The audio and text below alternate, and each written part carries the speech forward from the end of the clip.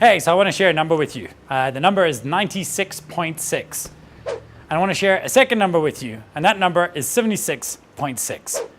And I want to share a third number with you, and that is 365. And what is the relative value of those three numbers? Was that in 365 days this year, I've managed to lose 20 kilograms. And I want to share with you two bits of advice around how that happened. The one is about other people, and the other bit is about me.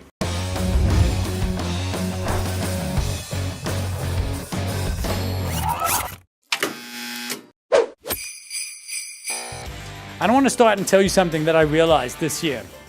Because last year I was really struggling. And I know we talk about fat shaming and shouldn't be these things, and I get it. But actually, I was really struggling and I was depressed.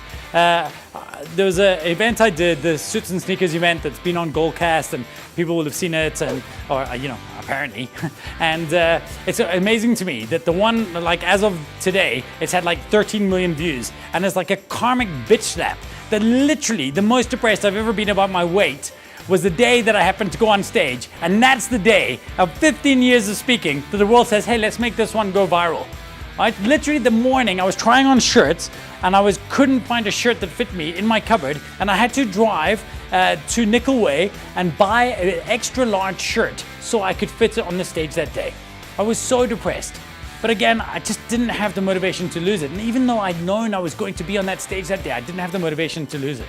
Why? Because nobody was saying anything. I was like, it's okay, yeah. I would say to my wife, I feel like I'm overweight. She'd say, it's okay, you're beautiful to me, and things like this, and you're so handsome, and think, it's all. And again, of course, she'd say, she's my wife.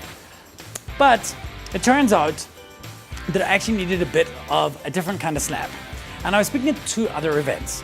And the one was an event not so far in Four Ways. And after the event, I saw one of the other speakers who was actually on the balcony. And after my talk, I went up to her and said, hey, how are you? And it was actually this lady over here. Heidi, hi. And her first line was to me is, great speech, yo, you got fat. And literally I was like, oh, thanks very much. That's really nice of you. But the truth is, it's what I needed to hear. A few weeks later, I was speaking at another event, and in fact, this was another event that I've spoken about quite a bit. It was another event with many, many people. It was the event where the Will I Am, fuck your pride thing happened. And after that event, I get off stage and I walk up, and another guy comes up to me. This guy, his name is Toby Shabchak. And Toby Shabchak says to me, dude, great speech. Man, you've got fat. Or I think he said you're a real chubbo. Now, Toby, with respect, you're no Twiggy yourself, buddy. But anyway, right? But the thing was, I was much bigger. And I realized something that day.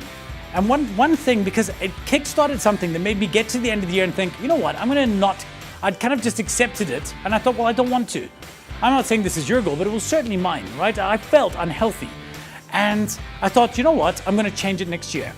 And one of my realizations was, good friends, right? Because since I've started losing weight, in fact, people have come up to me out of the woodwork and they'll say to me, hey dude, sure, good seeing you. Wow, you've lost some weight. And it's really, really nice. But I realized good friends tell you when you've lost weight, but great friends tell you when you've gained it. Right? Because when somebody comes up to you and says, hey man, sure, you've lost a lot of weight. What they're actually saying is, yo, last time I saw you, I thought you were really fat. I just didn't want to tell you. And that's the reality. But that happens in all aspects of our life and everything we want to improve. Because we're in a world now where we only tell people nice things. Be positive. Only positive reinforcement. So we'll go up to somebody and say, wow, you did a really great job in this week's presentation. But what are we saying? That the last few times you presented, you didn't do great, but I didn't want to tell you because I know you prepared. I didn't want to hurt your feelings. No. Feedback and honesty and brutal truth is what people need. Sometimes people are in denial about what they're doing and they convince themselves that, well, no one's telling me anything else, so I guess I must be okay. And we start accepting versions of ourselves. It could be our weight, it could be our health, it could be our work, and anything that we're become comfortable with. And sometimes you need somebody to come up and have the tough love and the bravery, because it takes real bravery to go up to somebody and say, whatever this is, you're not at your best. Right? You could do better. And when somebody says that to you, it actually triggers something in your head. Now, we live in a world where you're supposed to accept everybody for who they are. That makes mediocrity. Accepting nothing doesn't improve anything.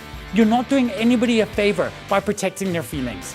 Right? You've got to actually sometimes be willing, and this is what I implore you, is to be willing to go up to people and say to them, you know what, I think you could improve. It's going to take bravery. So that's the first part. The second part is more the internal bit. And the way I actually managed to lose the weight was based on a thing that I wrote last year, a blog post. I'm going to link it below because I want you to read it. And it's about the importance of a New Day's resolution, a New Year's revolution. And the New Year's revolution was that I realized that New Year's resolutions fail. And that's okay. We need to allow for failure and break it down into micro small wins with allowable failures. I'm not going to go into everything in the video, but I really want you to read this post. Next year, I want you to commit to a New Year's revolution with a bunch of small New Day's resolutions. We're going to change the way you think about it.